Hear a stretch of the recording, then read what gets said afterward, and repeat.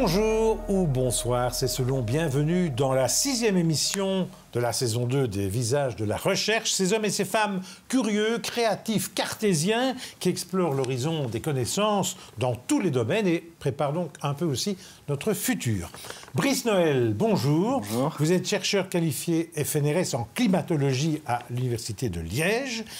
Et quand vous étiez plus jeune, vous avez vu un film, Le jour d'après, pure fiction, peu scientifique, et ça a basculé votre vie. C'est vrai que quand j'étais jeune, j'étais très intéressé, toujours aujourd'hui, par le cinéma et les documentaires scientifiques. Et donc, du coup, de pouvoir voir, par exemple, l'Antarctique ou New York sous la glace, dans le film Le jour d'après, ça m'a beaucoup inspiré. Ah oui, ça a été le déclic. Oui, ça a été un Avec élément, Al Gore aussi. Oui, évidemment, parce que là, c'était un impact plus scientifique. Et donc là, on a vraiment une idée des répercussions du changement climatique sur la planète. Le jour d'après, vous le revoyez encore de temps en temps? Je le regarde une fois de temps en temps, oui. Bon, alors vous avez allié les maths et la physique, et vous avez travaillé à un algorithme. C'est ça. Donc en fait, moi, ce que j'étudie, c'est la fonte des glaciers et des calottes polaires, donc le Groenland et l'Antarctique. Et pour ça, on doit utiliser des modèles climatiques. Donc le MAR, qui est développé à l'Université de Liège et qui permet de représenter ce qu'on appelle le bilan de masse en surface d'un glacier. Donc ça, c'est la différence entre les chutes de neige en hiver et le ruissellement d'eau de fonte vers l'océan en été qui contribue à l'élévation du niveau des mares. Le problème, c'est que ces modèles-là, ils ont une résolution définie qui peut être relativement faible, donc dans ce cas-ci, environ 5 km. Oui. Et ce n'est pas suffisant pour représenter des petits glaciers qui fondent très rapidement.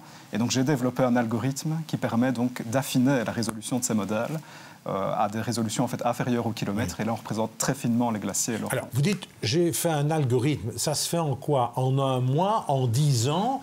Et là, il faut être très fort en maths, très fort en physique, très fort en quoi encore? Il faut être fort dans ces différents domaines, puisque évidemment d'abord en informatique, puisque c'est du codage, c'est de la programmation. Ensuite, il faut avoir une bonne connaissance donc, des processus physiques qui règlent par exemple la fonte pour pouvoir mieux la représenter. Dans mon cas par exemple, c'est une fonction de l'élévation. Plus on est bas, plus les températures sont élevées, plus on fond. Oui. Plus on est élevé, plus les températures sont froides et moins ça fond. Donc ce type de relation permet d'améliorer la résolution. Combien d'années l'algorithme? Alors ça a pris quand même du temps. Ça m'a pris une grande partie de mon doctorat, donc entre, je dirais, 2 et 4 ans, pour mettre en place et utiliser et montrer que Alors votre recherche, c'est vraiment une recherche de haut vol, puisque vous avez l'ambition de créer un atlas de l'ensemble des glaciers et des calottes et de représenter leur fonte à une très haute résolution spatiale à l'horizon 2300. Est-ce que vous n'êtes pas un peu mégalomane? 2300 Alors, oui, voilà, je ne dirais peut-être pas mégalomane, non, mais évidemment, c'est un projet qui est très ambitieux, et pour cela, c'est vraiment... Et génial. Ah oui, pour moi, c'est vraiment un projet vraiment ultime de pouvoir représenter tout ça. Et donc, ça aide vraiment d'être, par exemple, ici, chercheur qualifié au FNRS, parce que ça me permet donc de pouvoir faire de la recherche à très long terme. Oui. Et bien sûr, ça prendra du temps. Il faudra regarder glacier par glacier, avec l'équipe que je vais pouvoir construire. Et le but, c'est évidemment donc d'étudier... Donc c'est unique, recherche unique dans le monde, ce que vous faites. D'autres personnes le font, mais pas nécessairement à ce type de résolution et avec le type de modèle que l'on a. Alors, dites-moi, revenons au concret. L'événement majeur pour vous, c'est quoi? C'est le Groenland qui perd de la masse? Donc en fait, moi, mes recherches ont vraiment commencé avec le Groenland. Donc c'est vraiment là que c'est vraiment ma terre de départ, on va dire. Et donc j'ai étudié sa perte de masse. Et par exemple, un des éléments donc, que j'ai pu étudier, c'était le fait que des glaciers qui se trouvent en périphérie du Groenland, donc c'est des plus petits glaciers qui sont pas directement attachés à la calotte, ont vraiment perdu de la masse de manière très accélérée depuis la moitié des années 90. Et on a pu remarquer que, par exemple, donc ces glaciers, dans leurs zones les plus élevées, qu'on appelle zones d'accumulation, où ils gagnent de la masse par accumulation de neige, eh bien, en fait, ils sont couverts d'une neige pérenne, qu'on appelle firm, qui joue un peu le rôle d'une éponge, c'est plein de bulles d'air. Et en fait, ça peut absorber une large partie donc, de la fonte de surface. Mais comme une éponge, si on la sature d'eau, elle ne peut plus absorber d'eau, elle est obligée de la laisser s'écouler vers l'océan, enfin vers l'évier, dans le cas d'une éponge. C'est la même chose pour un glacier. Si la neige est saturée, toute haute fonte supplémentaire due au changement climatique ruisselle vers l'océan. Ça contribue à la perte de masse et à l'élévation du niveau des mares. Et on a pu identifier ce type, par exemple, de... Oui, donc événement majeur pour l'élévation des mers, donc à un moment donné. Oui, donc ça, c'est un des éléments. Alors, ça parlait par exemple ici des glaciers périphériques du Groenland, mais après, j'ai aussi donc, fait donc, des études plutôt sur la calotte du Groenland en tant que telle, qui est de beaucoup plus grande taille. Et là, par exemple, donc, cet effet d'éponge n'est pas encore atteint, mais avec des projections climatiques futures, on a pu montrer que d'ici le début du 22e siècle, donc dans les années 2125, l'éponge du Groenland, donc cette zone d'accumulation, pourrait aussi saturer. Ça pourrait vraiment fortement augmenter la contribution à l'élévation du niveau des mers. J'espère me tromper, mais on a l'impression que c'est inéluctable aujourd'hui. Parce que le climat, on n'en parle plus beaucoup, on en parle de moins en moins. Est-ce que finalement, ça ne vous inquiète pas, vous, en tant que chercheur ?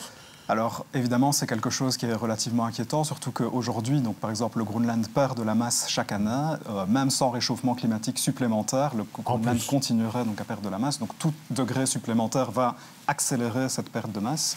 Donc ça, c'est évidemment relativement inquiétant. Maintenant, je pense qu'en tant que chercheur, il faut aussi savoir faire la part des choses et faire une distinction entre son travail professionnel, donc, qui est ici l'étude donc, des projections futures et de l'élévation du niveau des mers, et sa vie quotidienne pour ne pas être trop impacté. Est-ce que vous quittez parfois vos ordinateurs et vos bureaux pour mettre les pieds dans la glace, si j'ose dire? Alors, j'ai eu la chance de pouvoir participer donc, à une expédition au Groenland et au Svalbard, où j'ai pu voir donc, les glaciers dans la réalité. Et là, on se rend compte que les modèles sont des modèles, donc c'est des représentations simplifiées de la réalité. La réalité est beaucoup plus complexe que ça. Mais je ne fais pas de mesure directement donc, de la perte de masse. Mais est-ce que, comme chercheur, vous êtes parfois étonné de ce que vous trouvez? Bah oui, parfois on a parfois des surprises. On pourrait imaginer que par exemple tous les glaciers vont inéluctablement perdre de plus en plus de masse dans le futur. Et par exemple, j'avais une de mes études qui étudiait donc l'Islande, dans laquelle on a pu remarquer que depuis les années 2010, la perte de masse qui existe toujours, en fait décélère légèrement au cours du temps. C'est observé par des images satellitaires, enfin par des données satellitaires. Et en fait, ce serait dû à un refroidissement de l'océan au sud-est du Groenland qui refroidit un peu l'atmosphère et qui réduit légèrement donc, la perte de masse. Et selon nos projections futures, ça pourrait continuer jusqu'à la moitié du 21e siècle. Donc ça, c'est une bonne nouvelle. En fait, c'est aussi lié au changement climatique. Donc pendant un court instant, pendant une période temporaire, les glaciers perdront un peu moins de masse. Ils perdent toujours de la masse, mais après, ça réaccélérera. Alors, on a l'impression qu'il y a de plus en plus de climato-fatigués aujourd'hui, à l'époque où l'on vit. Mais quand un climato-sceptique vous dit que le GIEC et compagnie, que tout est faux, vous réagissez comment ? Je pense que aujourd'hui, les preuves du changement climatique sont vraiment irréfutables. Je pense qu'on peut regarder partout, que ce soit dans les médias, les inondations, canicules, feux de forêt et la perte de masse donc, des glaciers, la formation d'icebergs, etc. Tout converge vers le fait que le changement climatique est vraiment une réalité. Donc aujourd'hui, si quelqu'un décide de ne pas accepter ces faits scientifiques, ils ont certainement un intérêt personnels qui les empêchent donc d'y croire. Et alors, à ce moment-là, c'est difficile de les convaincre. Est-ce que les médias en font ce qu'il faut, pas assez ou trop? Je pense que ça dépend... C'est le regard du chercheur qui m'intéresse ici. Oui, c'est ça, mais je pense que ça dépend un peu du moment. En fait, à certains moments, parfois, on a un peu peut-être de surmédiatisation, donc de certains éléments vraiment catastrophistes qui peuvent donner une idée, qui peuvent un peu fatiguer le public. Maintenant, ça reste quand même des faits scientifiques. Ça se passe pour le moment, donc c'est important évidemment d'en avoir conscience. Mais peut-être que parfois on met trop en évidence certains éléments sans donner nécessairement de solutions ou d'éléments pour le contrer. Donc ça peut parfois fatiguer un peu le public. Alors, il faut dire que c'est une très belle année pour vous. Vous avez eu le prix Arne Richter 2025, qui est une sorte de, de mini-Nobel pour les jeunes chercheurs. Oui, je dirais que c'est plutôt la médaille en chocolat des juniors, mais c'est vraiment une reconnaissance internationale très très intéressante et très très importante, puisque c'est une reconnaissance du travail vraiment important que j'ai fait donc, dans le domaine de la cryosphère et de la modélisation climatique dans les régions polaires, donc c'est vraiment important pour moi. Oui. Alors dans 15 ans, dans 20 ans, vous voyez comment et quel est votre rêve le plus fou ? J'espère avoir contribué à avoir fait une avancée dans le domaine de recherche dans lequel je travaille aujourd'hui, quelle que soit son étendue. Et j'espère aussi avoir pu disséminer une partie de mes connaissances aux étudiants et aussi à d'autres chercheurs. J'espère les aspirer à faire aussi une carrière. Et votre rêve le plus fou dans le domaine de votre recherche? Dans mon domaine, j'espère pouvoir réduire vraiment les incertitudes sur la contribution de ces glaciers à l'élévation du niveau des mers. Aujourd'hui, on a encore beaucoup de travail à faire. Il y a encore beaucoup de choses dans les processus qui sont encore mal compris, etc. Et j'espère pouvoir également contribuer à mieux comprendre tous ces processus dans un climat qui se réchauffe rapidement. Alors dites-moi, la vie d'un chercheur comme vous, est-ce qu'on a beaucoup de liberté dans votre horaire? Au contraire, vous avez des horaires bien précis. Vous courez dans les bois avec votre chien pour avoir des idées? Je pense que vraiment la carrière de chercheur, c'est un travail qui est un peu spécial parce qu'on doit avoir une certaine autodiscipline, on doit se définir soi-même des objectifs réalistes et les atteindre. Et donc certaines journées, on va atteindre ces objectifs rapidement, on sera très heureux et on va vouloir en faire plus. D'autres jours, on n'atteindra pas nécessairement ces objectifs, on pourrait être un peu frustré, il faudrait être persévérant pour continuer à travailler. Donc c'est vraiment un métier un peu de passion.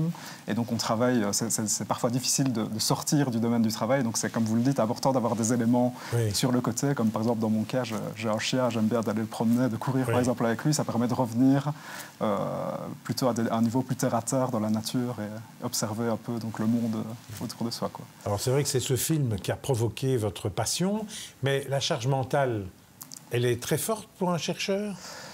C'est vrai que aujourd'hui, moi, je n'ai plus à penser directement, par exemple, à mon financement, puisque avec le travail que j'ai au FNRS, maintenant, j'ai un salaire, forcément. Oui, et vous ne devez plus chercher de l'argent, parce que tous les chercheurs que j'ai ici ont dit, moi, je passe un tiers de mon temps à chercher de l'argent. Je ne dois plus chercher de l'argent directement pour ma propre recherche. Maintenant, je dois évidemment pouvoir fournir des financements pour les chercheurs qui travailleront avec moi. Oui. Donc c'est une autre charge mentale, une autre responsabilité. Mais c'est évidemment très intéressant parce qu'on peut permettre à de nouveaux chercheurs d'évoluer et de se créer une carrière. Et donc ça, c'est... Brice Noël, merci d'avoir été mon invité. Après la publicité, c'est Anne Reverso, chercheuse qualifiée FNRS en littérature à l'UC Louvain, qui sera avec nous. On parlera des rapports entre littérature et photographie. À tout de suite.